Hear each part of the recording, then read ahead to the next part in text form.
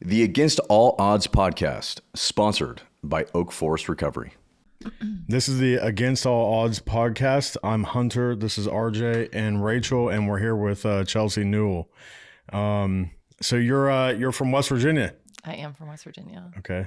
What was that like? What was that like there growing up? I mean, I can't say anything bad about West Virginia on a podcast.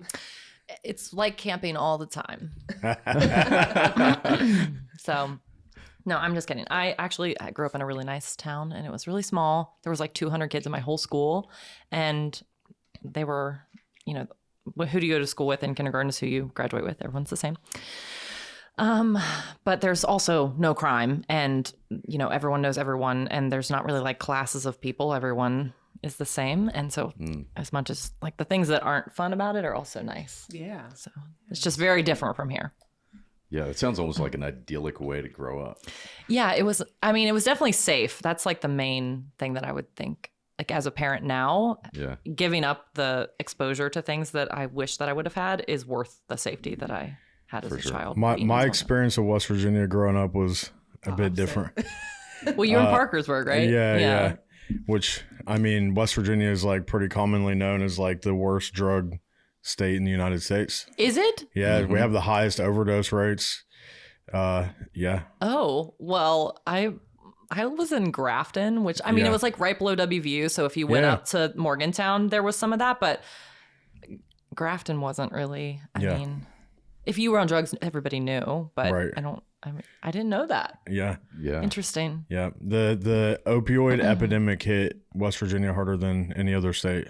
So I guess that makes sense. Now that you're saying it, I feel like some of the people I went to high school with did have drug problems later in life. But when I was growing, also I wasn't exposed to any of that stuff as a child. So it could have been going on around me and I would have never known. Like my parents didn't do drugs or alcohol. And so I didn't really notice it. But I guess now that you're saying it, I can think of some people that grew up to be addicts. She was living her healthiest, most happiest. I know. I was like, I love that. I was just completely naive to everything, I guess.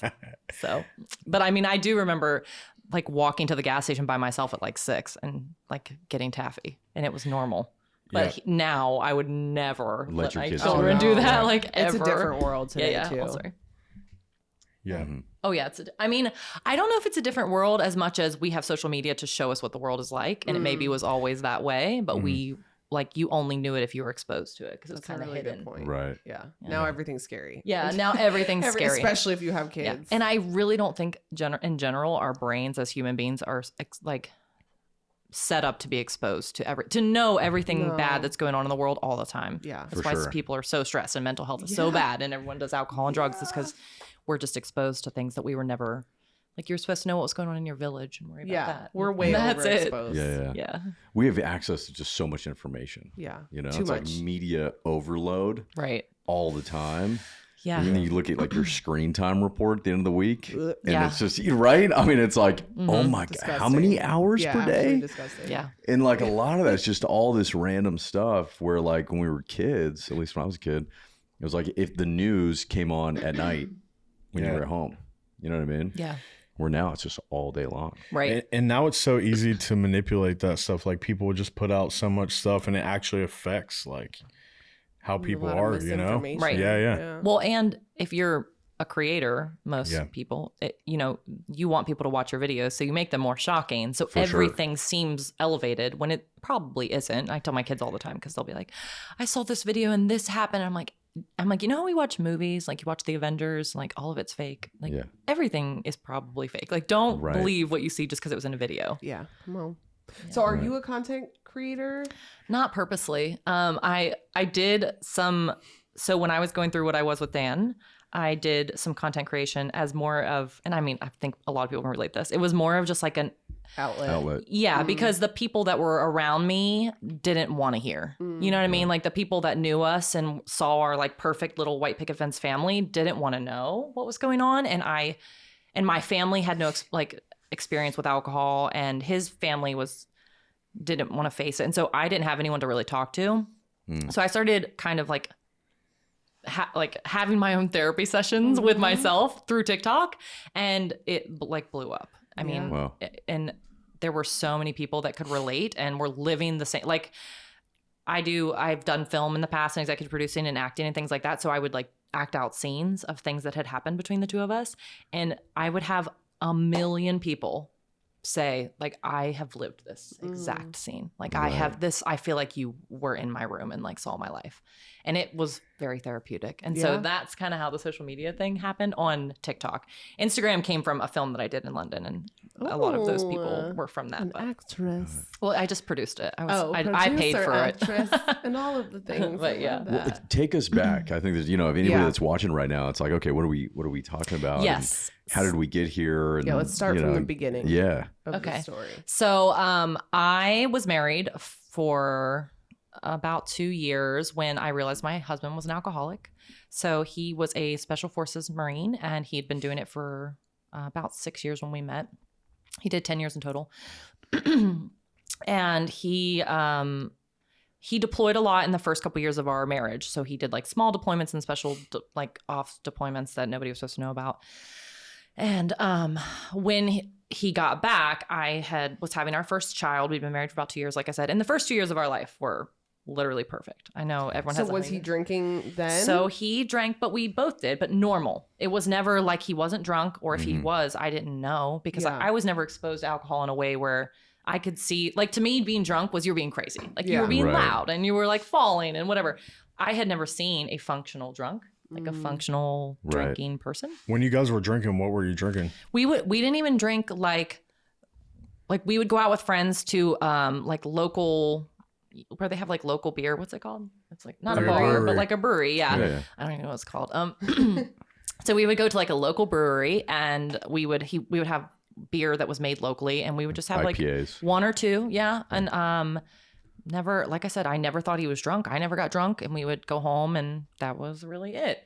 And then I started noticing that every day that he came home from work, he would bring a 6-pack. But again, like he never seemed drunk. He just drank his 6-pack quietly. And so nothing ever, like there were no red flags that I could see because I wasn't aware of what a red flag would look like at that time. Right. So he deploys. I had a kid, our first child, while he was gone. And when he came back, that's when I started noticing more, because I wasn't participating, and it wasn't like our life had shifted to we're parents now, and this is kind of what our life looks like. And so instead of like falling into that role, he started disappearing pretty often. Like he just started not coming home. And at this time, he was like working on base and would like come home every day. It was literally like a week after he got back from his last deployment. So he did a deployment in Colombia with like the drug cartel, and he came back, and about a week after that, he just started disappearing. And so I will say that I don't know that he was an alcoholic at this point. I mean, not in the way that he like couldn't put the drink down. Yeah. I think it was more he had been doing so many deployments back to back that when he came back and had like stillness, it was hard. Everything just kind of spiraled, and the drinking spiraled with it. Yeah. So he started disappearing, and that's when I started getting worried, and I started talking to his friends. We had a very close group of friends, but we were in the Marines, and so everyone drank.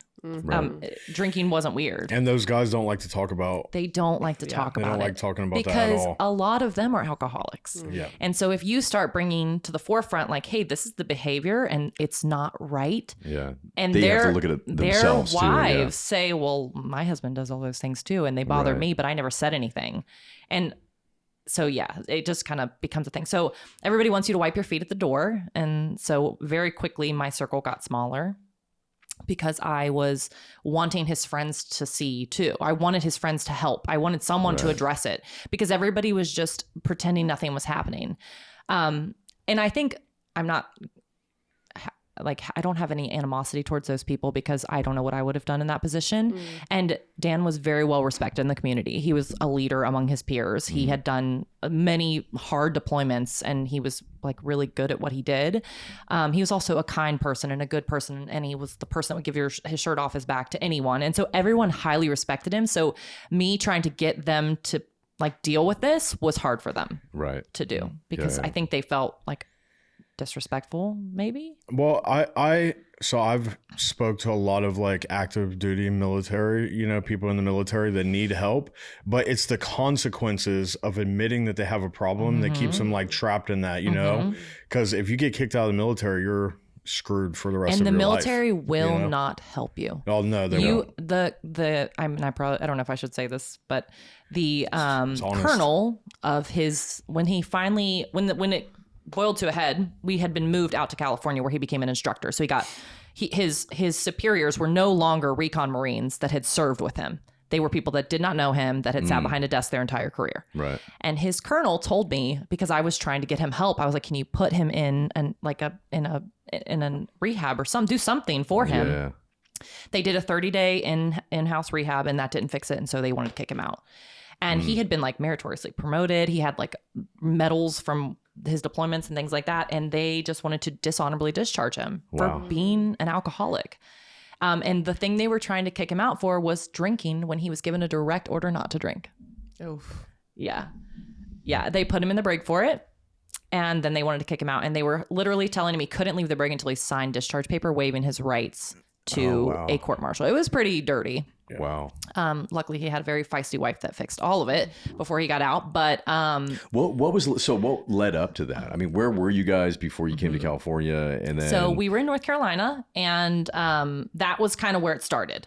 It was that's where our perfect little white picket fence life started getting dirty. And and you have 2 kids at this point? I had just had a baby. Okay, so I had our first child, and he was like 3 months old. Yeah. How'd you guys meet though? We met. Oh, our story's really cute, actually. So I was a bartender, and a girl that I had not seen in a long time came into the bar, and it was December 12th, and she loved Christmas, I guess, and it was her birthday, and so her husband and all their friends had dressed up in Christmas attire because that was her favorite holiday, and so they were all going out to a bar, and she invited me. She was like, "When you get off work, if you want, like, we're having this little get together, you should come." And I was like, okay, great. But obviously I had just worked a double. I'm going to go home and go to sleep. We weren't close enough that I was interested in going. So I finished my shift and I went home, and I literally couldn't sleep that night. And if you know me, I'm like the easiest sleeper. I could fall asleep on this table right now and not get up. And for some reason I could not sleep. And so I was like, okay, maybe this is a sign that I'm supposed to go. I was like getting pulled. I felt like pulled to this. So I go get in a shower and I get dressed and I go to this bar. And I walk in, and there's this group of people, and immediately I see this guy, and he's like 6'4", the most beautiful human I've ever seen in my entire life. Like blue eyes, dark hair, just like, I was like, okay, this, and then, but there were wives, and I'm like, this one's definitely married, obviously. Like he's not the single one here, but he was single. And he had a tie on that said, "Kiss me under the mistletoe," and I had a little mistletoe on the bottom. And I followed him to like 3 separate bars. Like they kept going to other bars, and I kept going, and I was like giving him like the googly eyes. And every time I would give him eyes, he would just be like look, and I'm like, okay, he's either not interested or an idiot. Like I can't tell which one he is. Yeah. Which one was he?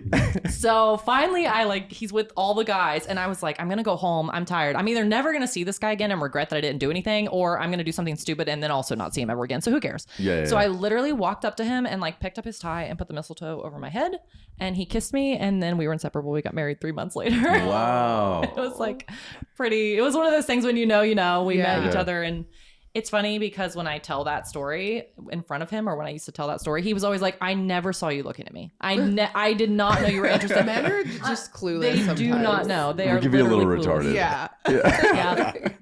Which I'm glad now that I like made the move. 'Cause I'm like, he literally didn't know. And in my head, I'm like, I'm definitely giving this guy, like he can see and he's not. But no, apparently he didn't. So that's how we met. We were pretty inseparable after that for like 3 months, like I said. And then one day he just came in on his birthday to my house and was like, he was in like all dressed up in a suit, and he was like, let's go get married. Wow. I was like, what? Are you high? And then we went to the courthouse and got married. That's beautiful. We ended up together. Yeah. That's amazing. And it was literal perfection. People used to come to us for advice, like, how is your marriage so perfect? We never fought. He was the sweetest guy. We were very much in love. We bought our first condo together. He had a steady job. I had a steady job. I went back to college during that time as well and got a degree, and everything was perfect. And that's when life tries to shake you up. Yeah. And that's kind of what happened with us. And so Yeah. So fast forward, we've been married for 2 years. He goes on deployment. I'm pregnant. He comes back about 3 months after I had Everett, our first child. And that's when he started disappearing. Right. And so you're in North Carolina. We're in North Carolina. He's starting to get in trouble at work. So he didn't, because everyone had served with him. So no one would do anything. His higher ups wouldn't reprimand him. He would disappear from work and nobody would do anything. They just kept making excuses for him. I think they were I think they thought it was a rough deployment. He's figuring it out. He's adjusting to being a new dad and dealing with the things that he just dealt with. And he's part of the good old boys. And they're like, right. Listen, It'll iron itself out. Like, let's give him some time. What did disappearing look like? So would he just disappear for days or like? Okay. He bought a little like truck that he wanted to fix up when he got back from deployment, just like a random purchase. And then he would just take it and be gone. And for like a week, I wouldn't have a vehicle or a car. Like I didn't work at the time. I had a new baby, so I didn't have money. I was in a house away from everybody. Like, so I couldn't even get to anyone. And so I would just be like, like, is he dead? Like, where did he go? What has happened? And I would call his friends and they'd be like, you're worrying too much. Like, give him a break. I'm worrying too much. I have a newborn child and my husband got back from deployment and is literally gone. How long were his deployments? It depends. Some were 6 months, some were 7 months, some were 3 months, some were, 18 days. It would just depend. And what was that like for you? I didn't mind it. I know everybody hates deployments, but we had a very good relationship when the deployments were happening. Like things spiraled after the last deployment. So during the deployments, we were very much in love. I enjoyed the missing stage. Like I liked missing him. It like romanticized the relationship for me. And sometimes if he was somewhere locally, like deployed somewhere close, I would fly out and see him while he was there. So it didn't feel like, forever. Yeah. So I'm a very maybe overly independent person too. So I think I was kind of built for deployments. I know a lot of people are not, but it never was hard for me. Yeah. Or him. I love a little break. Let me tell you something. I love a little. I like my me time. Yeah. Yeah. I mean, I think the me time, like embracing it changes when you have kids because you're like, someone help me. Yeah. But when it was just me, I didn't mind. I was fine with it. We did Christmases and babies and all that while he was gone. And I mean, you'd rather them be there. Obviously, I'm not a total asshole, but it was not a big deal. Yeah. So on that last deployment, did something do you know of something that happened specifically that like triggered some kind of trauma response in him or like? So I don't know. Okay. There were things that happened. He wasn't a talker about. Well, he wasn't allowed to talk about a lot of the stuff he did, and he was not a talker. No, a lot of the things that I found out about later that were contributing to the alcoholism.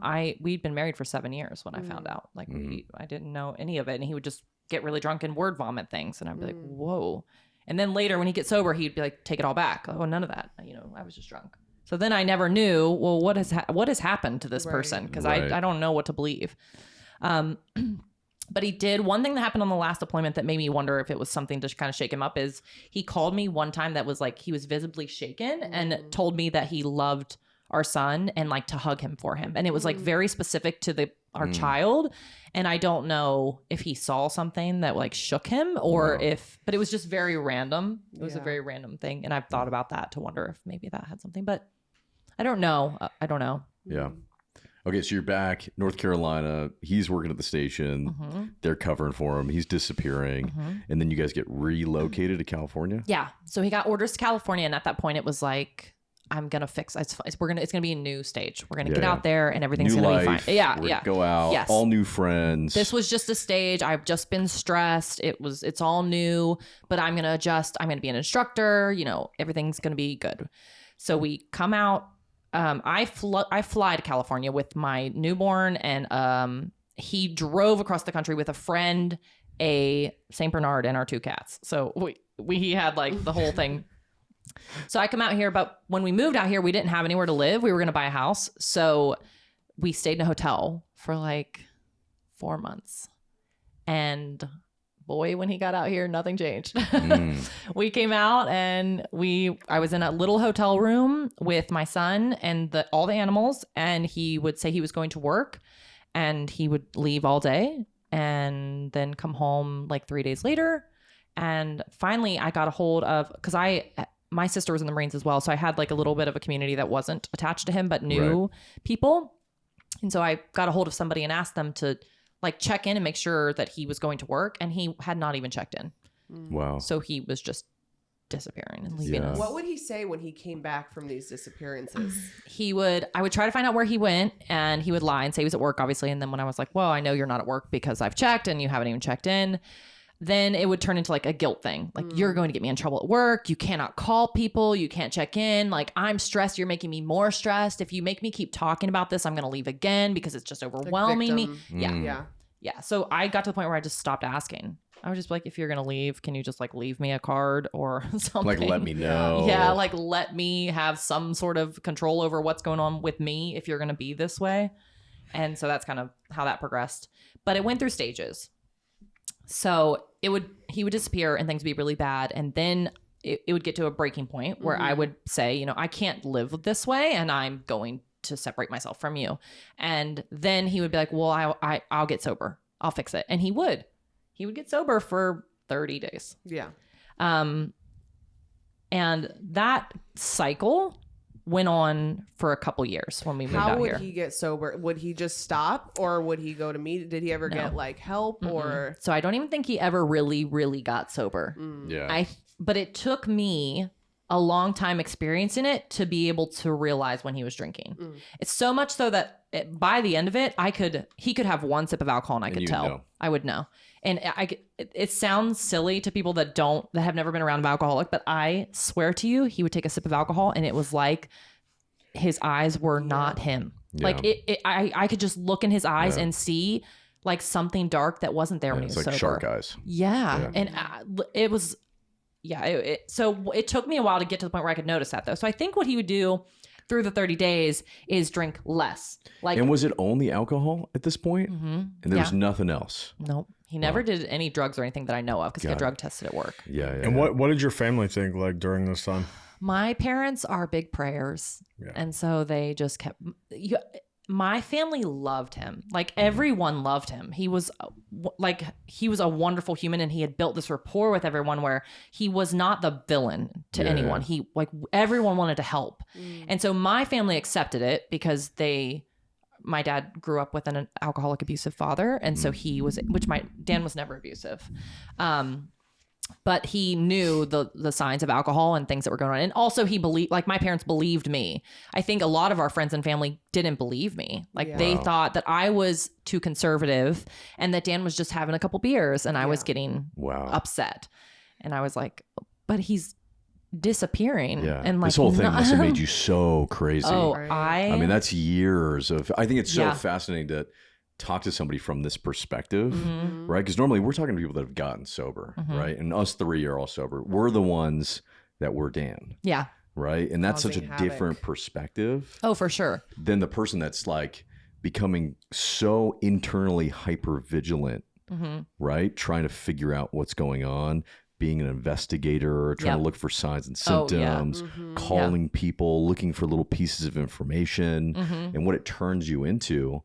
And then adding on, in your situation, you've got all of these military people around him that love and adore Feeding him. it. Yeah. Right. And then it's almost like you're being gaslit by people that don't believe you. Oh my gosh. Yeah, it was. And I call it living outside the bottle because that's like he was inside the bottle, but it was in my life too. Yeah. I just was seeing it through like it's such a out blurry different vision, you know, like the hell outside of the bottle is so much worse, I think, in my opinion, than the one inside. Because you have to experience it. You have to For live sure. it. You know? well, yeah. And I would say that to him too. Like, he would wake up the next day sober because he'd come in the middle of the night and wake up, and I would just say, like, you get to forget everything that happened last night, but I don't. Like, you don't remember the hell that I experienced last night, but I do, and I have no choice. Right. Like, I have no control over these decisions you're making. You're dismantling this life that we've built, like, piece by piece, and every time I try to put the pieces back together, you come in with a sledgehammer and take it out again. Yeah, break it all apart. Did you ever like check the hospital and like the jail websites or anything like that? I did call the hospital. I actually had a friend that was a doctor and he worked in the emergency room at the local hospital. And so I used to call him or text him and be like, is Dan there? And he would say no. Because he got to the point where he's like, I will text you if Dan shows up. But I did start finding, he started getting sloppy near the end. So I would find, like, we shared a credit card or a debit card, whatever, a bank account. And so I would just check the bank account and I could see which hotel he was staying at, or like, because he would stay at a hotel, or I could find the bar he was staying at, or he'd sleep in his car somewhere.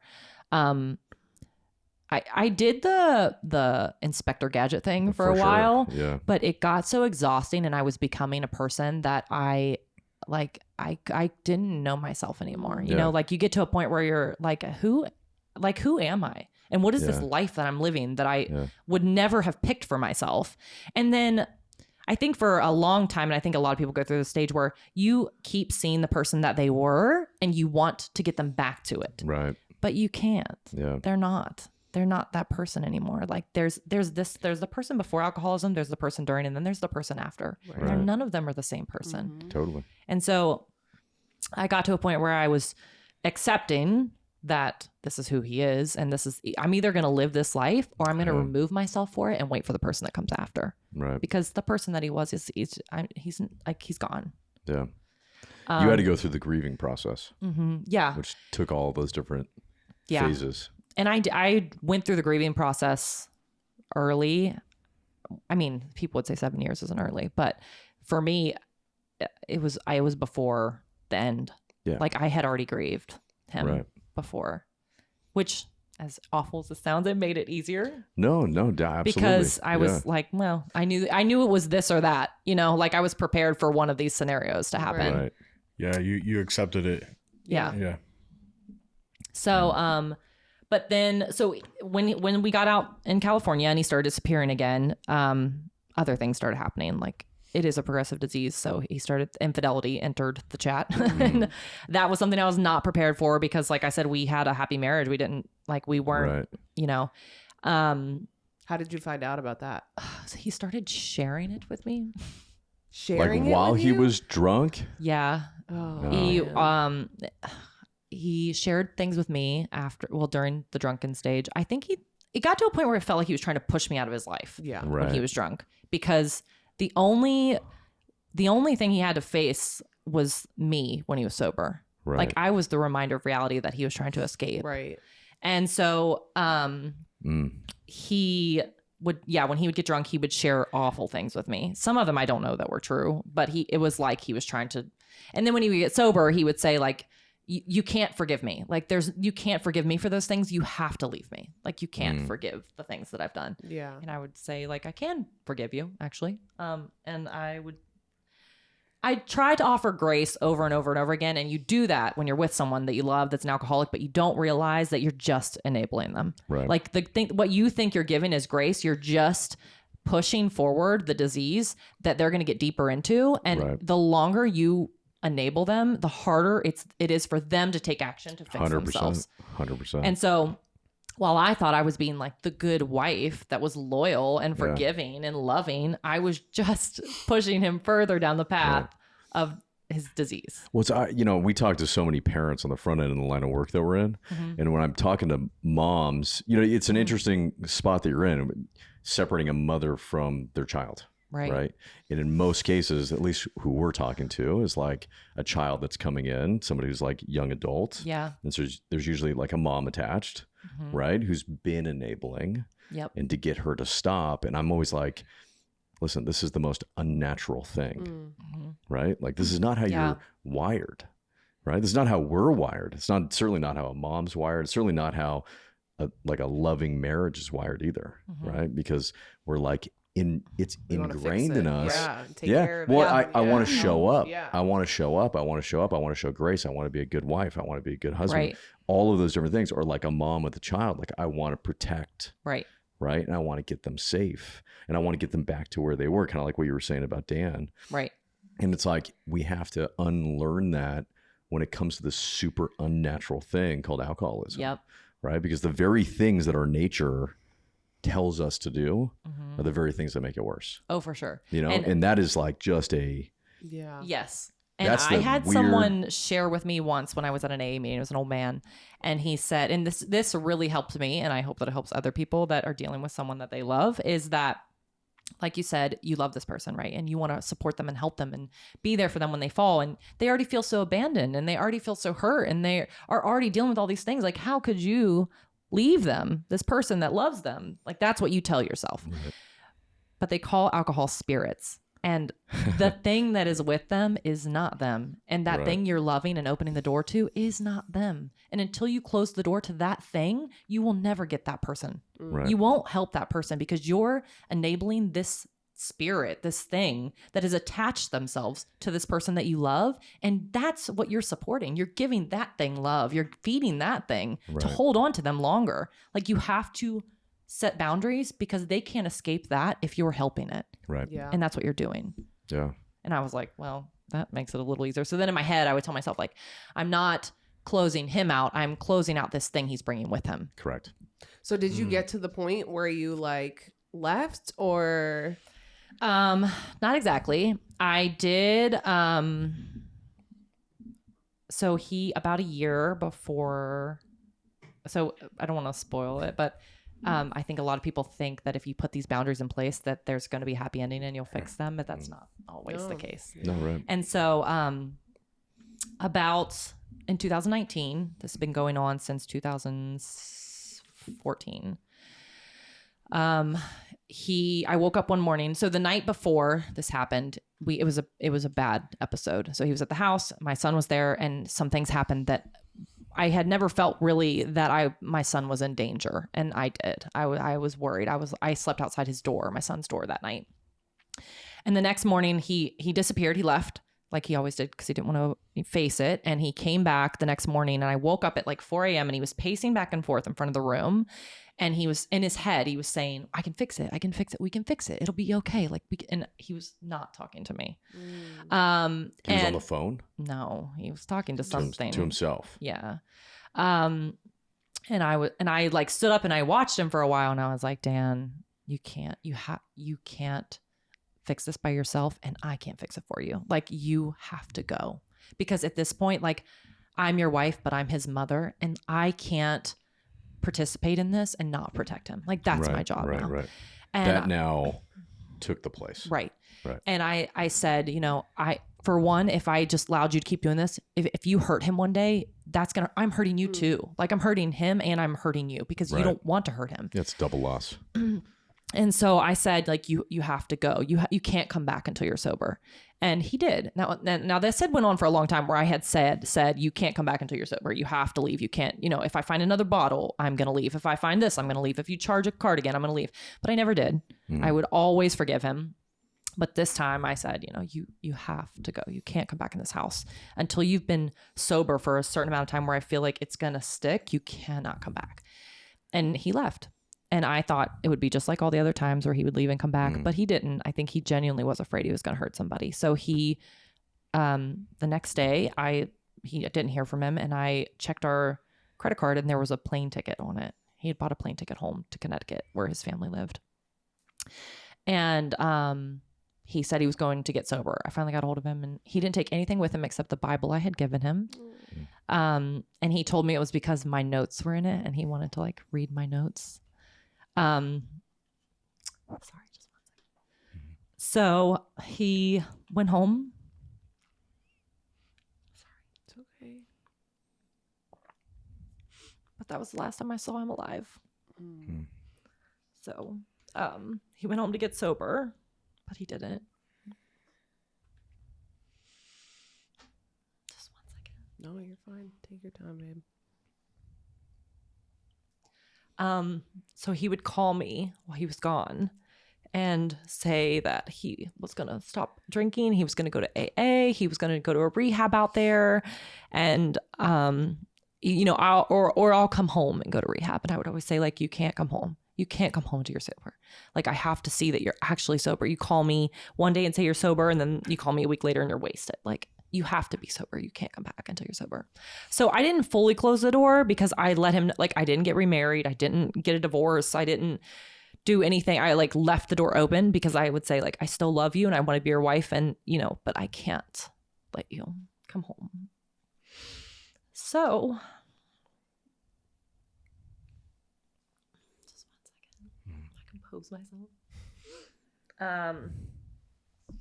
I think his parents somewhat tried to help him during that time, but I don't know enough about why they just didn't accept it. They just didn't accept it. Even if it was like happening in their home. So on Super Bowl, they had a party and he was acting strange at the party. I guess he had not drank for a couple days. And his parents got worried because he was in the kitchen talking to people that were not there. And so they called an ambulance and he went to the hospital and he went under cardiac arrest because he was experiencing delirium tremens. Yeah. Because he tried to quit drinking Cold turkey. without help. Yeah. So it had been about 3 or 4 days that he had not had alcohol at that time. But after the cardiac arrest, he went brain dead and he was in a coma for about 3 months and he did not come back. Wow. So, if you're an alcoholic, you should go to a hospital to detox. Yes. Yeah. You should never try to do it on your own. I don't care like how strong and tough you are. This man was 6'4", 240 pounds of muscle, and it affected him. So like, I don't care how strong of a man you are. Go to the hospital to detox. We have this conversation with people all the time. Yeah. If you're, addicted to alcohol or benzos, It's go to a dangerous. detox facility for sure. Yeah. Yeah. And it was odd to me that it happened the way it did because he taught me that. Like, I didn't know that. He taught me that because he used to come home really, really drunk and say like, I want to get sober, but you have to take me to a hospital because I drank too much for too long and I'll die. And so I would take him to the hospital and sit there while he got IVs and detoxed. So I don't know if he was maybe embarrassed around his new environment to ask for help, or I don't know what happened, but he didn't ask for help and he experienced delirium tremens and then the cardiac arrest. And then that was the end of that. Wow. So, but that's where I'm saying that I feel like when he died, it wasn't as hard for me because I had already grieved the loss. Right. Like when he left, in my head, I was like, I don't know how to explain it, but in my like heart, when he left, he like disappeared from my future, not by my choice. Does that make sense? No, like no, totally. it felt like God being like, okay, like you tried your best, but that's the door. That's the end of that. Like we're closing the door on this. And so I had accepted that I might never see him again and he was going to be gone from my life. And my kids had not seen him in years. Like my youngest doesn't even remember him because he was, he was in the NICU when this last spiral happened. And then, Dan left when he was like 6 months old. And so he never even knows, he doesn't know him. Right. Does your oldest remember him? Somewhat. Yeah. He remembers him some. They know that he got sick because of things that he experienced. I've explaining this to your kids is hard. Yeah. Right. And Especially there's age appropriate. right. And there's a lot of things that I don't think that they need to know. Yeah. Like there's a lot of demons that he combated at the end that are his demons and he died with them. And I'm not going to bring them to his children. Right. But I tell them that your brain can get sick just like your body can, and you have to get help. It needs fed like good things, and he couldn't find the solution or the remedies for his mind, and over time, that's what killed him. Like his brain got sick, and so one day I'll share with them. I think maybe that it was alcohol.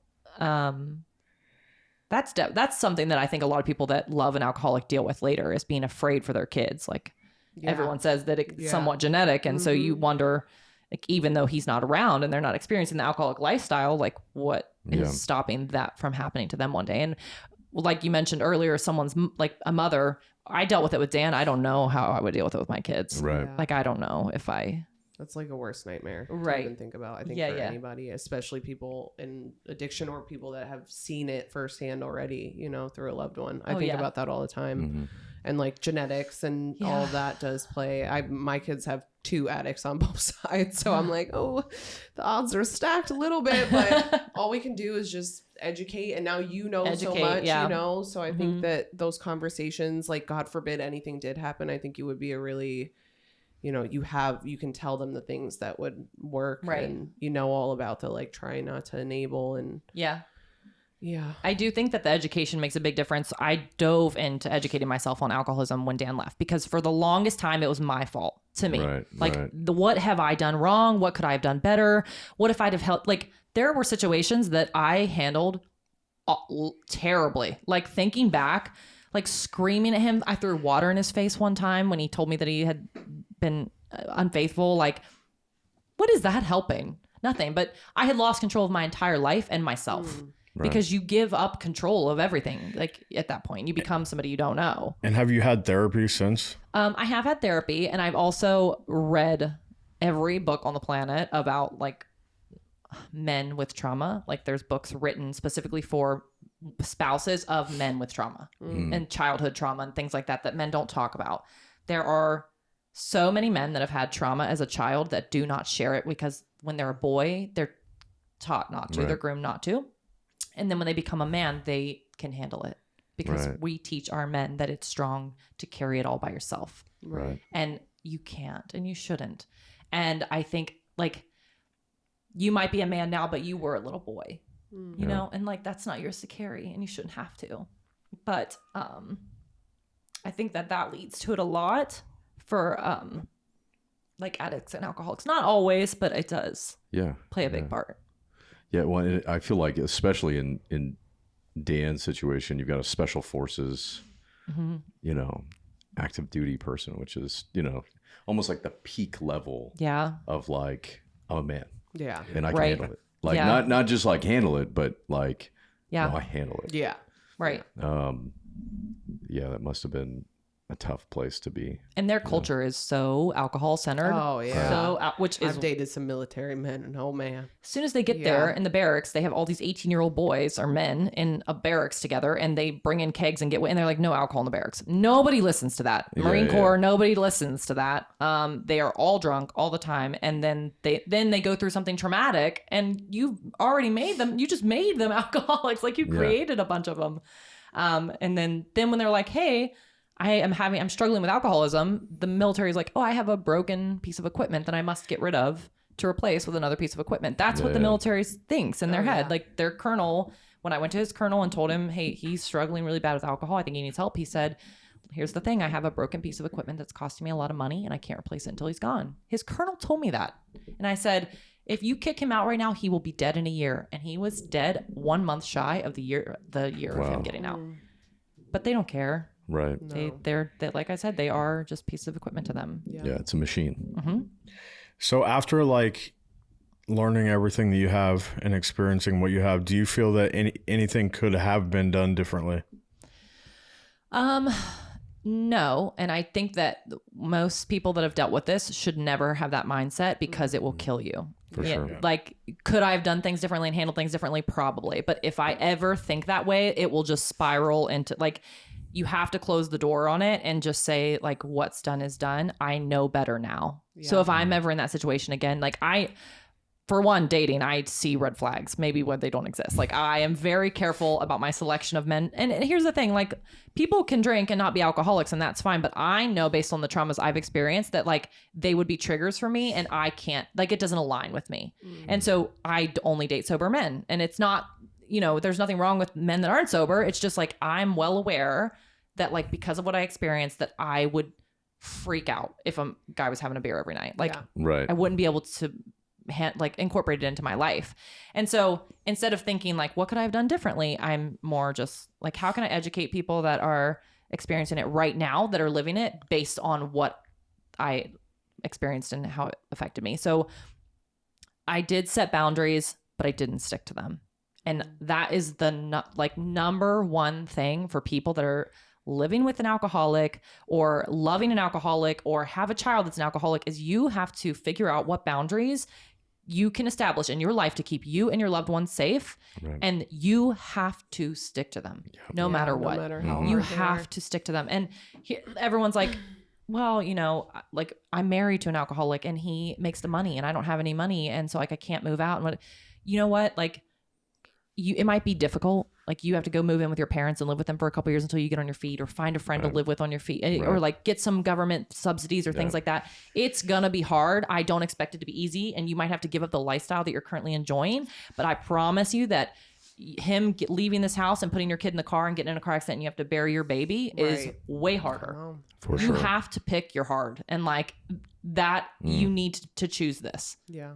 It's such an important message. Yeah, I feel like there's a lot of people that need to hear that. For sure. Yeah. Well, do you get messages all the time? Like, so many. Inbox my inbox is full of women mostly, and like, not that you all you men are alcoholics, but like it's always women that come to me, and they're always married or living with a man, and they have children with them. That is like the number one I see, and it's always, I can't leave because like he makes the money. I hate to tell you, number one, if he is your sole source of income and he's an alcoholic, you better find a new source of income, because it will not last, because he is not going to keep going to work. Like, this is progressive. Like, at some point that income stream is going to go away anyway, so you might as well figure it out now.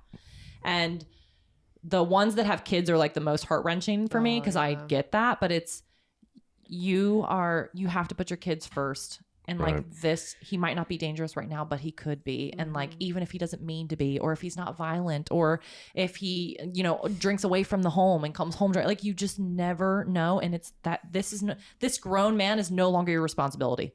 You have to separate yourself from it, and you have to focus on yourself and your kid. You have to. Is there anything you would say to the man in that situation? I would say that number one is, you're not weak. Like, you're not weak for asking for help. Like, that's like number one. And I don't know. It's hard for them to see any logic during that time. But I mean, I can say that if you're a man and you're like listening to this right now and you're that person,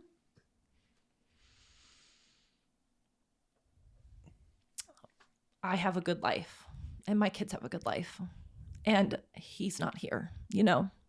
So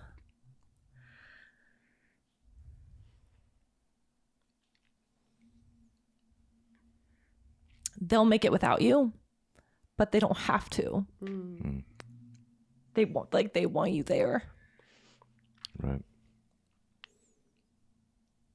Oh, girl, now you got me crying too. I told myself I would not cry about this either. Okay. But like, at the end of the day, they'll make it. Like, they'll be okay. Like, it'll be hard, but they'll be okay. But they don't want that. Right. You know, like, that's not what I would have chosen for them. Sorry, but I mean, we go to football and everybody has a dad, and he would have been such a good dad. And like, they want their dad there. And your kids want their dad there. So, but I mean, when they're in that stage, like, that's not enough. I could say that right now, and they could see this episode right now, but it won't be enough. Right. Because at the end of the day, like, when they're fighting that demon, the demon's stronger. And that demon wants the drink. Yeah. And so everything else comes after that. So do you think it takes like a rock bottom moment for somebody to change? No. Dan hit rock bottom so many times. They can just, they have sledgehammers to get right through to the next rock bottom.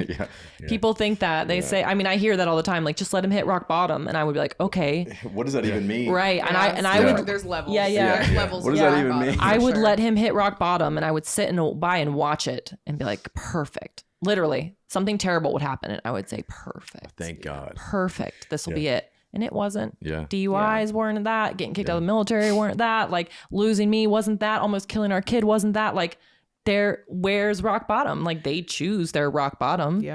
I think I said that in a post. It was I put rock bottom has 6 basements. You know. Yeah, for sure. And I completely agree with that. I think, and I know that, like, in AA there's the God concept, but I don't think that if you're a person and you're dealing with alcoholism or addiction, like, you need God.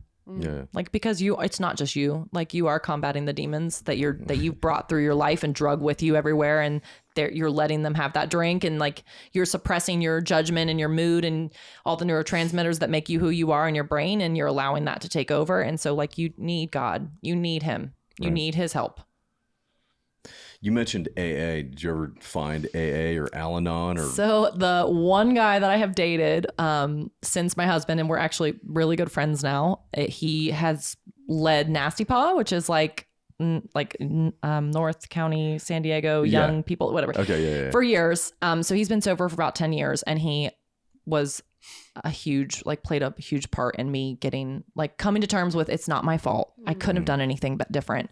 Nothing I would have done would have changed him. Like, reading the big book, or, you know, I have one of those in my nightstand, and seeing, like, all the steps that could have been taken that weren't, but they weren't my steps to take. Yeah. Like all of that, and like seeing all these people get sober and seeing people that don't get sober that tried, and just being like experiencing that community somewhat, and seeing it through him and hearing his stories, and that was my exposure to AA. That was very helpful. And like I feel like you meet people in your life when you're supposed to meet them. So we didn't work out as a couple, but I literally I feel like God like put him in my life to educate me, to see like, because I was carrying a lot of guilt, and like heartbreak. Well, you got to really see through the eyes of another alcoholic that has recovered, that we're powerless. And also I feel like there's so much stuff when you're loving someone who's an alcoholic or an addict, you think everything's your fault or like specific to you. Like this behavior is specific to what I did, or this behavior is specific to this action. But then when you talk to someone who's been an alcoholic, you find out like it's all the same stuff. For sure. Like they're all doing the same stuff. It's not you, it's the drink. Yeah. Like, you know what I mean? Like all the actions, and I mean, not saying like every alcoholic's the same, but I mean, the behaviors are. For sure. But you blame yourself as the person that's sober and experiencing it. Like you're like, well, he did this because of what I did, or this happened because I handled it this way. When it's like, no, it probably would have happened anyways. Yeah. Right. Like it's just the cycle. Yeah. Yeah. And that was addicts really helpful. and alcoholics can also, we love to blame and play. We victim. want you to feel that I did way. this because of you. You know, really, it's Yeah. all within our own. Yeah. You know, with our own shit, and that's what I was very delusional and thought that everything was everyone else's fault for a really long time. And as long as I was in that mindset, I was incapable of getting sober. You know, once you get sober, you're like, oh shit, I was really out here, you know? Yeah. Like, so I have a question for alcoholics and addicts for you guys. When you like think of your like come to moment, I want to know if you were sober or if you were under the influence when you came to that moment. I was under the influence. Me too. Yeah. Yeah. I didn't have a come to moment, Really? to be honest. Like when I think about it, like people are like, oh, what was the thing that made you, get sober or whatever? I think, when I think about getting sober, I think about when I was using, and I was like a pretty gnarly drug addict. When I was using, I always wanted to get sober. Right. So like, I feel like I hear a lot of things about Dan. I talk to a lot of drug addicts and alcoholics, and they're usually like, I always meant it when I was like, no, I'm going to get sober. Like, this is it. Oh yeah. Right? I think like, he meant it. Yeah. I always meant it. Like, I wasn't like, no, I'm going to like get sober and then drink in a week or whatever. Right. There was never that plan. But you mentioned something, that we need God. Right. And this is my third sobriety attempt. The first time I had 4.5 years. Second time I had 3 years. Those first two times I'd never worked steps, never found a God in my life. I lived entirely selfish and self-centered, really just for me. And I believe that the disease of alcoholism, at least for me, centers in my mind, and it looks like selfishness and self-centeredness, right? And so when I'm not living in service to others or have a God in my life, I am so uncomfortable, right, with anything in my past and just my current state that I have to anesthetize that piece of me that's uncomfortable. And so I don't think I reached a place that was like, okay, now I'm going to do whatever it took. I just happened to be in the right place at the right time with the right circumstances. And a dude showed up who became my sponsor. Interesting. Who was sitting across from me in a place where I was like, maybe 5 days into a detox and like emotional, destitute once again, and like having nothing in my life and having not seen my daughter for like 2.5 years. Right. And he sat there across from me and was like, I found God and I have a solution and I'm totally free and I'm happy and I'm not uncomfortable. Right. And for whatever reason that hit me. Like I was like, I believed him. Right. Like I didn't believe in God. I didn't think that like God was going to strike me sober or whatever, but I believed enough of what he was saying. That you thought there was a solution. In that moment. And he was like, to follow these steps.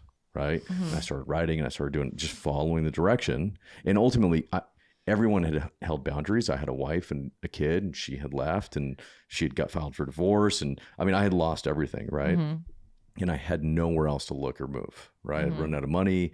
I didn't have a car anymore. I mean, I was just like trapped, and this dude stood in front of me and it seemed like this like source of light, right? And I was in a really dark place. And I think that alcoholics have this incredible recuperative power, which is our ego. which comes back, right? After going on a spree, and then we get sober again, and then we're like, no, we're going to, we're full of remorse, and we're like, I mean it this time. And then 4, 5, 10, 15 days goes by, the ego comes back, right? I think I can handle it. I don't need to follow direction. For whatever reason, this last time, my ego stayed small enough, long enough, that I was able to find a God in my life. Right. And then when I found a God in my life, I then was like, holy fuck. Right. I'm not uncomfortable anymore. Right. And then I was like sponsoring people and staying in service. So like, I think I feel like so much of like getting sober and staying sober is kind of like, I feel like those of us who are sober, a lot of our primary purpose is like, we have to till the soil. Right. So that soil is always super rich. Yeah, I think it always like keeps things into perspective with you too. When you see people that were where you started, you're like, oh, I want to go back to that. We have to like till this soil so that when a Dan or somebody lands there for whatever reason, you know what I mean? Wife has kicked him out. Parents are like, we're done with you. He just got released from the hospital, ends up in an AA meeting or whatever it is, that the right things can all click, and then the miracle happens.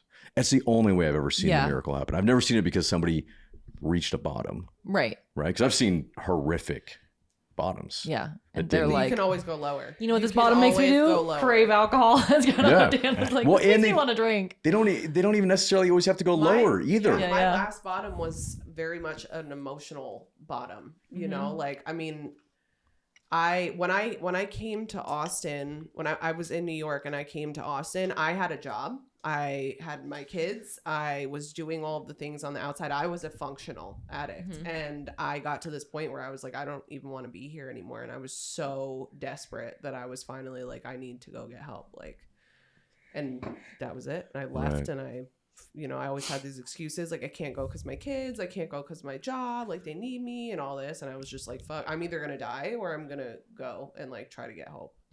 And I still had, like, I had money in my bank account. I was just like, you were done. Yeah, I was just done. I wasn't all the way done yet though, because then I actually relapsed in Austin. I was going to say, but you had it. It was like the channel of It's interesting hearing the different perspectives of men deciding and women deciding. Yeah, because I feel like it's very common to hear the man like, I can do it. Because that's what you're taught, you can do it. Whereas women, it's I'm like not enough. Like it feels like that's, and it is a lot of the culture. Like I feel like as women, we grow up as little girls feeling like we're never enough, or like this little girl's better than me, or prettier than me, or smarter than me, and better than me. Whereas little boys are taught like, you're tough, be tough, don't cry, like you're fine, stand up, you're okay, you can do it. You like, you know what I'm saying? And it does. It's crazy to hear the different perspectives and like what leads to the I must be such a softie though, because like anytime anybody even tears up, I'm like instantly.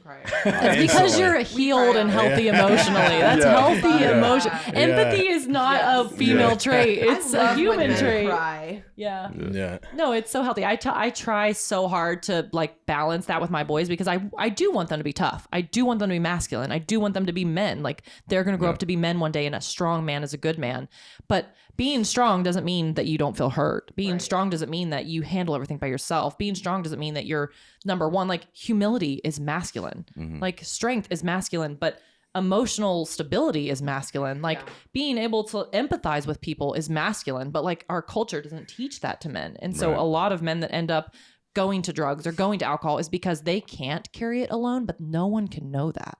Right. And that is what's hard to watch. What motivated me to get sober was very much associated with emotions like fear and pain and all of that. And, I'd relapsed so many times, and then somebody poisoned me trying to kill me. They gave me Flocka. What's that? Which is like a research chemical. It's like bath salts almost. Do you remember those videos on social media like years ago? People in Florida eating each other, like cannibalism and stuff. No, they were viral. Okay, you weren't chronically online like that.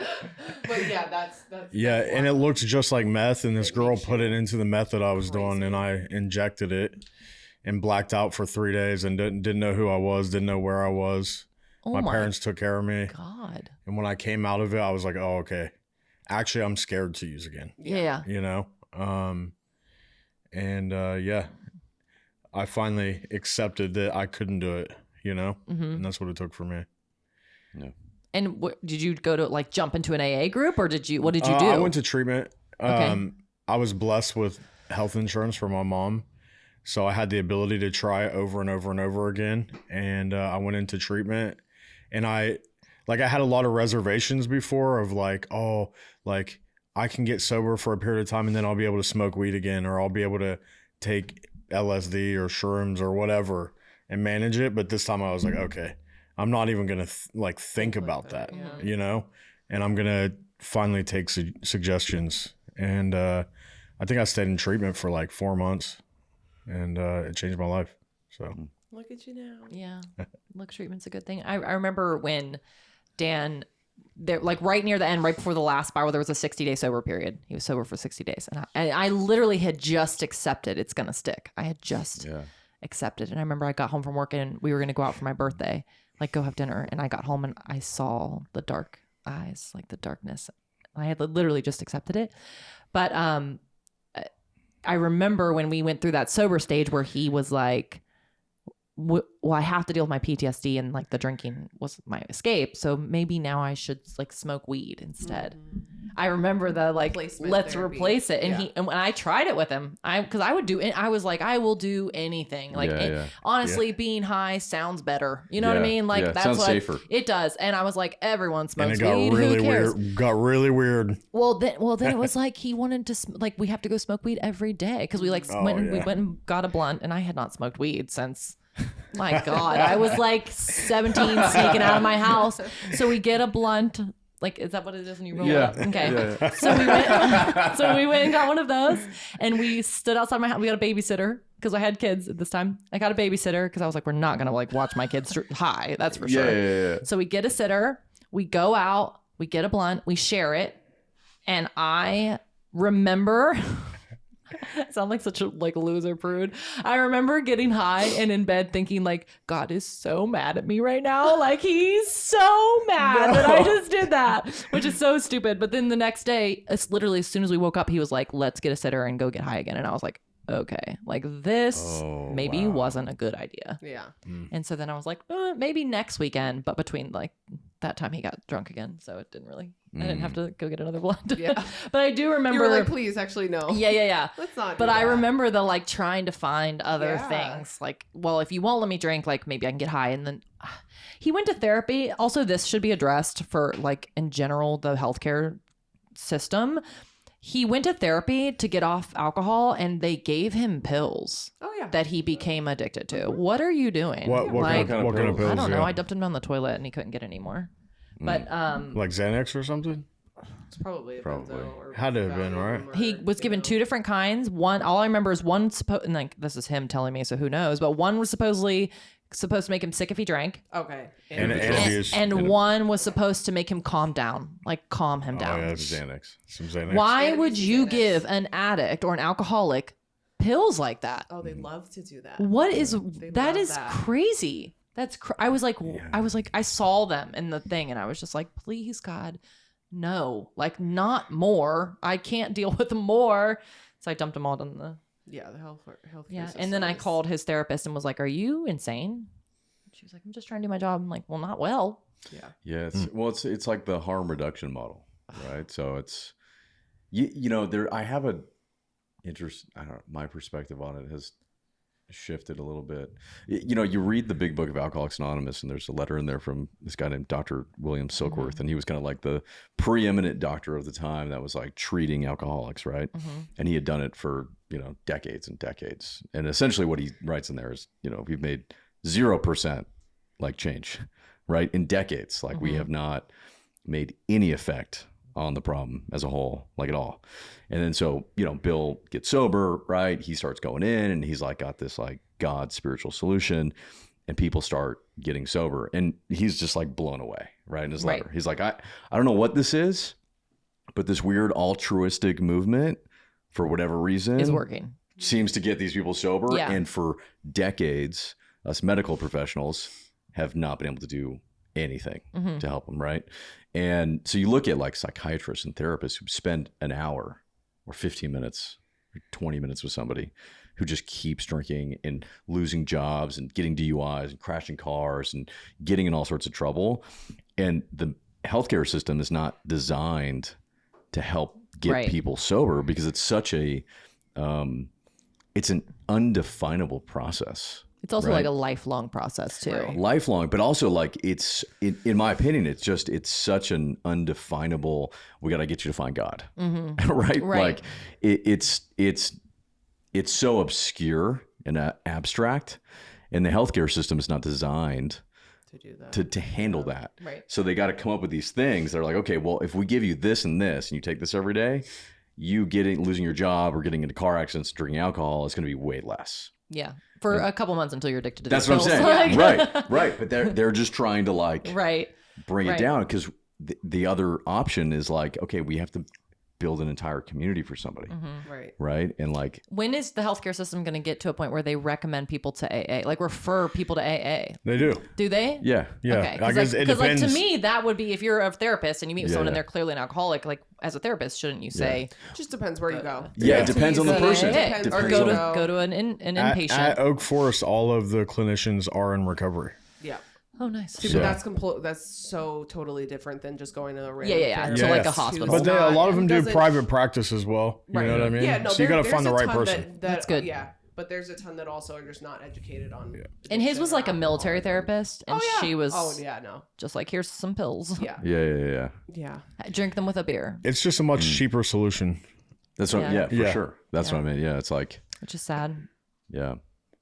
But I think it's we're at a place in culture, and we talked about this a little bit earlier before we got on the podcast, but just like we're at a place in culture where it's so celebrated, like alcohol is everywhere. Earlier we were talking about how, like if you say you do drugs, pretty much everybody will say that's bad. But if you say you drink, or like you bring alcohol to a celebration, like that's totally fine.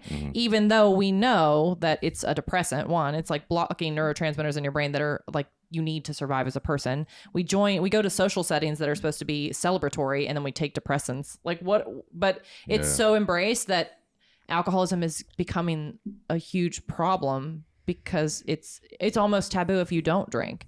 But it is progressive. And so like over time, the more that we're drinking and like introducing it to our kids and in their lives, when we have a kid's birthday party and all the adults are drinking, like our kids associate alcohol with fun. And so they're the next generation of alcoholics.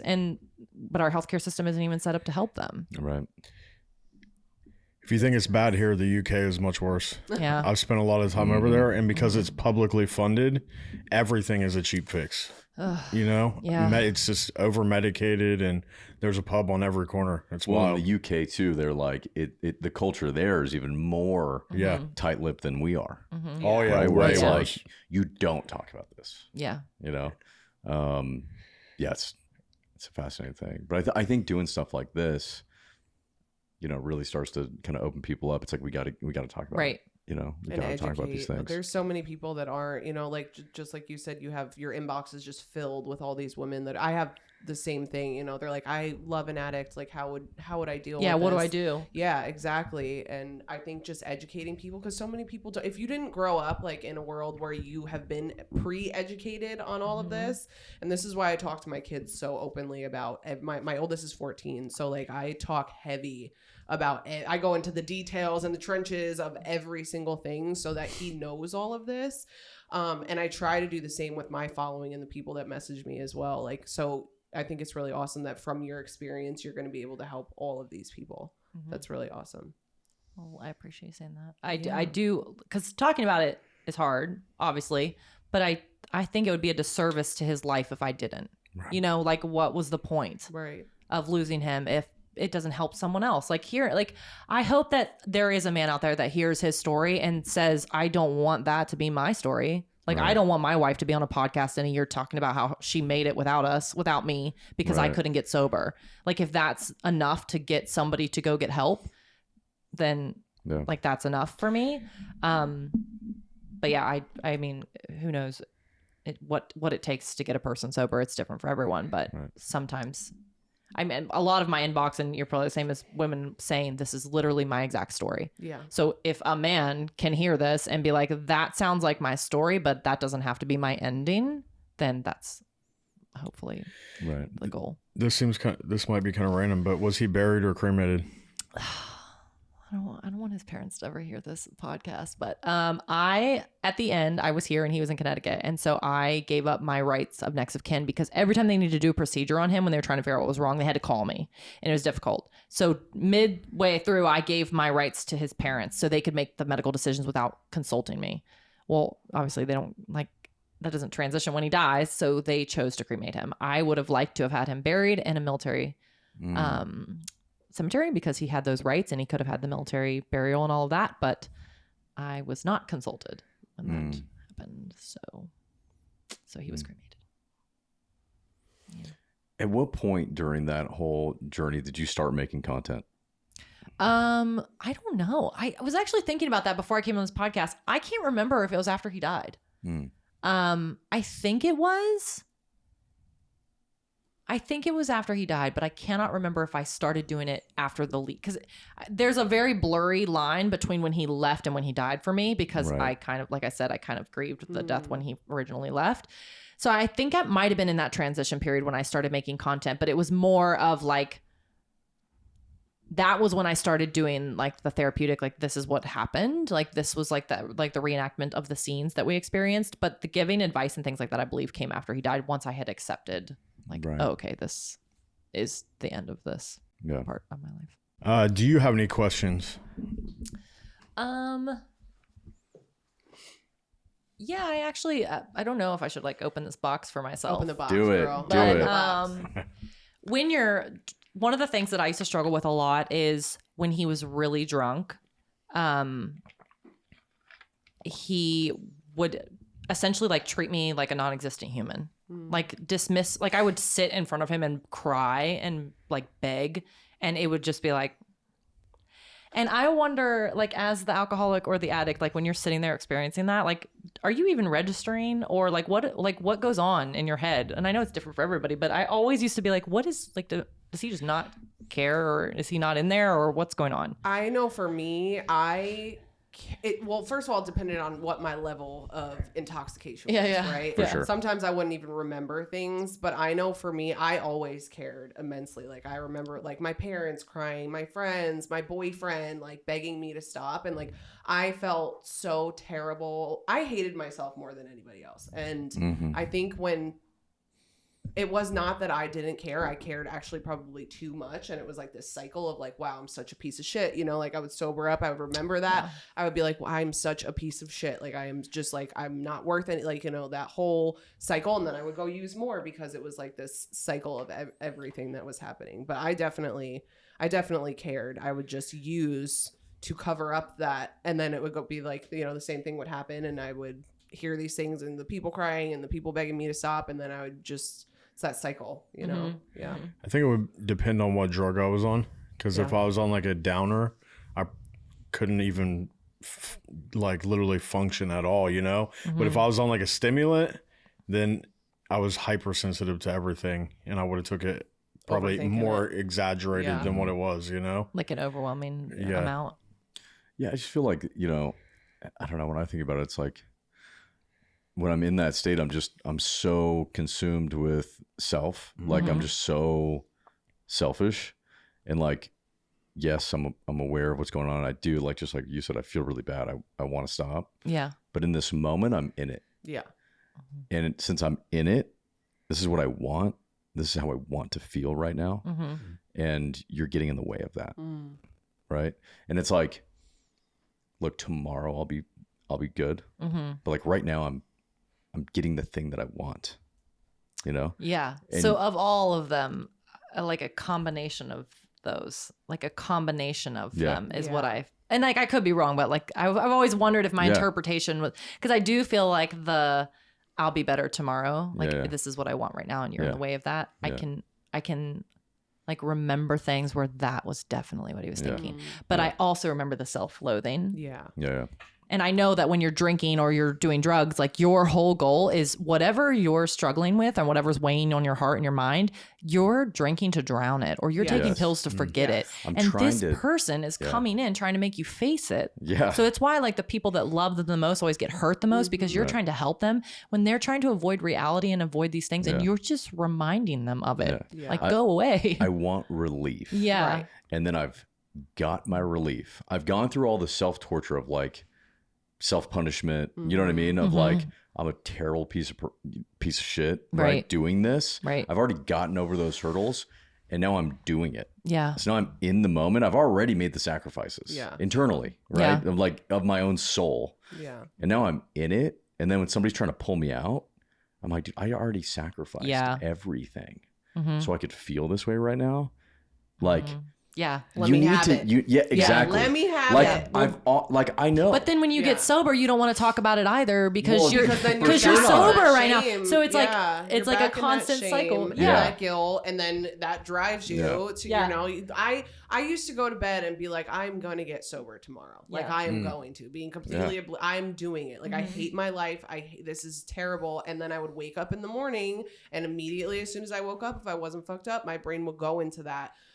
I can't, all of this stuff that I've done, all of this wreckage that I've caused, all these people that I've hurt, what a piece of shit I am. And I would go and I would have no choice because I had no way to deal with those emotions. So that was my relief, like RJ was saying, and I would just go get high. And it's just really, it really is, the whole thing is this cycle. And it's also a cycle for the other person because you somewhat know that, like you see this person and you know they're self-loathing, and you also probably, if you're close enough to them, you know that there's something that has happened that you might know of what it is or you might not. So maybe they dealt with something in a childhood or they've been deployed or something. So you know that they're carrying something and they're trying to drown it. You're aware of that. And so, but they do things to you when they're drunk or high that hurt. And so as the human that you are, when they're sober, like you want redemption from that. Like you want, like, I want to forgive you and let you move on because I know that you're hurting, but like you're hurting me too. And I also want to feel like heard and feel better. Right. And so it's like this constant cycle of like, okay, well, I need to forgive them and let them, like, I can't bring it up now that they're sober because it'll make them drink again. But also they did these horrible things to me and I want I want to feel better. I want to know that you won't do that again. Or I want to know that you're sorry. Like you did these things to me while you were drunk and I like be sorry. But then it's like, well, I can't bring it up because then it'll make them drink again. And so it's like constantly, that's why you kind of have to like get to a point where you're like, this isn't them. Right. I don't know this person. And until they're not this person anymore, I have to separate it from my life. Exactly. I was just going to say that because even though like, so with your husband, the alcoholic, even when he's sobered up in the morning, his brain is still in active addiction, that active alcoholism. When is my next drink? Right. You're still not thinking, your brain is sick. Yeah. So until you are like fully removed from that and like healed, that's when the real like realizations and like the real like amends and like stuff that we do in 12-step and that can happen. That's the only place that really makes room for that to happen. Because if there were so many times where I would, wake up and make all my apology. I acted like a fucking asshole last night. Right? Like I blacked out. I'm trying to fight grown men. I'm like, just ruining everyone's night. Right. I've done that many times that I wake up in the morning and I'd be like, oh my God, I'm so sorry. Like I'm never going to do that. I didn't mean any of that shit because my brain was still on that like cycle, So yeah. It's funny because I moved out of the house that we lived in together like a year and a half after he died. Actually, so he died in 2020. So I moved out in 2022.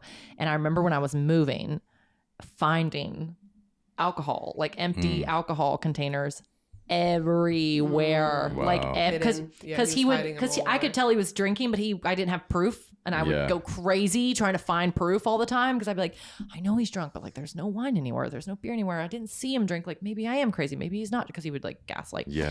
And then when I was moving out, I found it in like the gutters. I was going to say, where are the weirdest places? The gutters of the house. That was the weird one. I he'd go on the roof, do you think? He was really tall. I think he could just he just reach toss up it there a little and bit. just put Yeah. it in? I think he would, or just toss it up there a little. I'm not really sure, but yeah. Oh my God. Wow. Yeah, because you don't want them in the trash can because you might find them in the trash can. I used to find them in the trash can. Yeah. He would hide them in the trunk of the car where lift the thing up in the tires down there. He'd hide them in there. In our garage, there's like an attic. And they're still up there for the people that are renting my house out because I can't get them out because they're too far back. But I guess he would just like toss them up there. A lot of the places were high enough that like I could never see them because I'm little. Yeah. Like, in the kitchen, how there's always like the cabinet that's your top that's always empty because you can't reach it. Yeah. So many. Oh man. And the like filtration system of the house that's like always in like a hidden place that you would never look. There were like a bunch stuffed in there, just like random places when I was moving. And it was so weird because he's dead at this point. Yeah. And it's been 2 years and I'm finding bottles that like, it was like kind of sad. So I'm like, he drank out of this. You know, some of them still had alcohol in them. God. It was like an odd thing to do. Yeah. But yeah, but in my head, I was like, I know he was drinking that day. Yeah, like, yeah, yeah. You know what I mean? Well, Like, there's maybe your validation from beyond. You know what I'm saying? It was like, It's like, you're right. Now I can tell you. it was funny too because everybody would be like, everyone always asks like, what was his drink of choice? For the record, if like you think you're an alcoholic, but you're like maybe because it's wine, it's fine. It doesn't matter what you're drinking. Yeah. Like if you feel like an alcoholic, you're probably an alcoholic. He drank bagged wine, like the bags. And I'm telling you, wine. Yeah, he would go get a box of wine and like chug the bag and then hide it and then chug another bag. That's because he was huge. He was like a big dude. So to get drunk, he had to drink a lot. Yeah. And I would find like empty those bags. Bags like, all squished up. Oh God. Like to this day, if I go to a party and there's bagged wine, I'm like, I have to leave. It's like a trigger. But he would drink the bagged wine, I think because it was cheap and it was a lot and he could hide it. And it wasn't, the smell wasn't as strong. Yeah. Like beer, I could smell. You take a drink of beer, I can smell it. But like the wine, I didn't really. But it's funny that was like the drink of choice. Like what a weird, like white wine. Yeah. Zinfandel. Like what's, my husband was an alcoholic on Zinfandel. Yeah. It's so odd. But this is what I would find. It did the job. Yeah, it did the job. It did the job. I mean, if you have to be quick because you're hiding it, I guess that makes sense too. Yeah. It's got the little spout on Yeah, it. yeah. Everything. Yeah, just fucking. Yeah. You know? Literally what he would do. Yeah.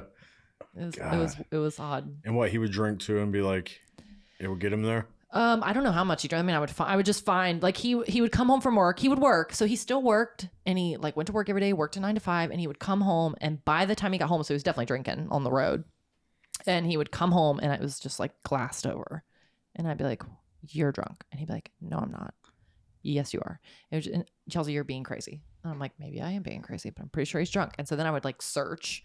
And then in his car, I'd find like those empty scrunched up bottles of wine or like airplane bottles of like Fireball under his thing. But so like, I don't know how much it took to get him drunk because it was so secretive that, and another thing too, that I would notice is he would go to the store a lot or like, I'm going to go clean out the car. Or, like he would find reasons to go somewhere. Yeah. And then he'd come home and I'm like, oh, he clearly was. Yeah.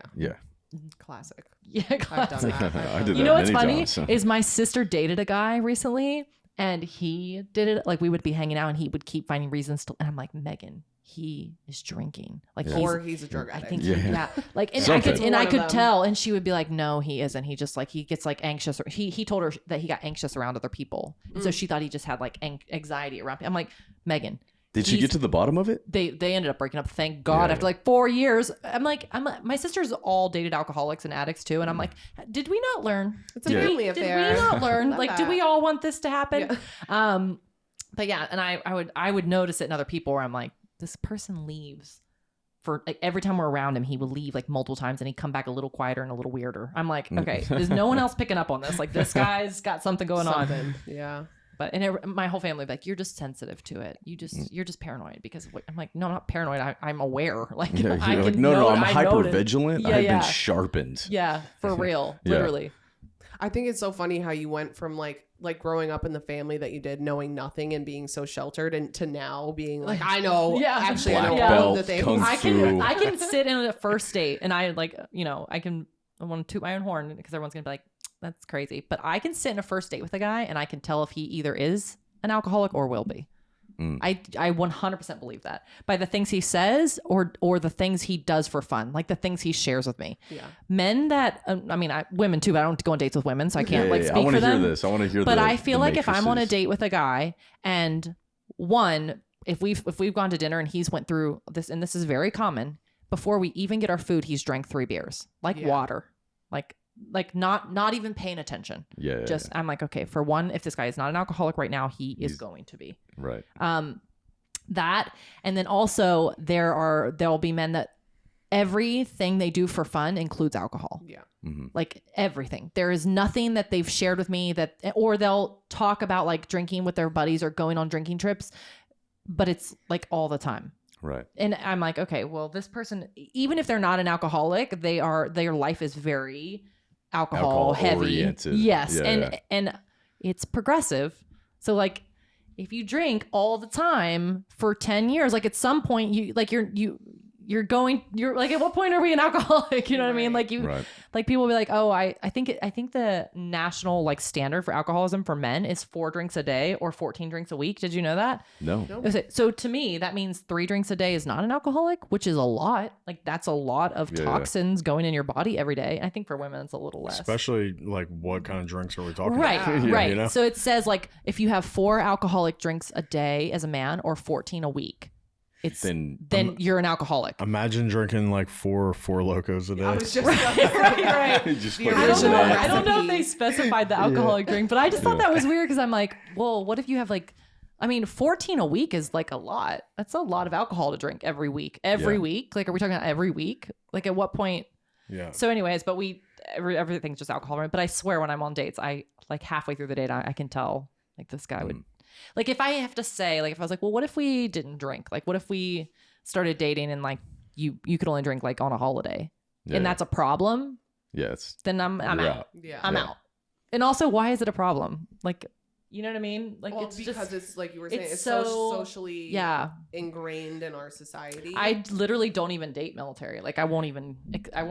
We're gonna make this. And they're not all alcoholics but like I won't even. We're gonna make this into a video, and you're just gonna pin it at the top of your Instagram profile. Just like people all day. Don't even try it. I'll lose like 10,000 followers. It's all men that message me every day trying to go on dates. I'm like, God. My comments are wild. Have you ever seen them?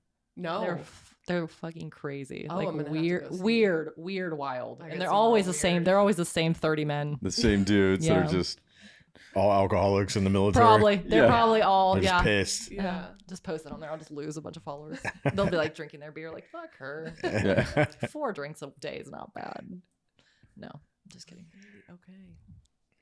All right. Well, I think we can wrap it up. Yeah. Do you have a final message to final thoughts to family members of alcoholics? Yes, I would say that 2 things. 1, set strong boundaries and stick to them. I know it's so hard, but even if you have to journal, like I made these boundaries today and I stuck to them today. The next morning you wake up, these are my boundaries today. At the end of the day, I stuck to my boundaries today. Like that, just keeping yourself accountable and focusing on that in itself can be super helpful.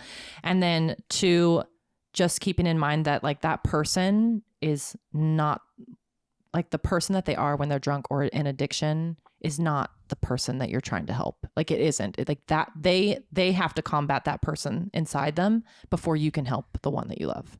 Right. And nobody can do that for them. They have to do it themselves.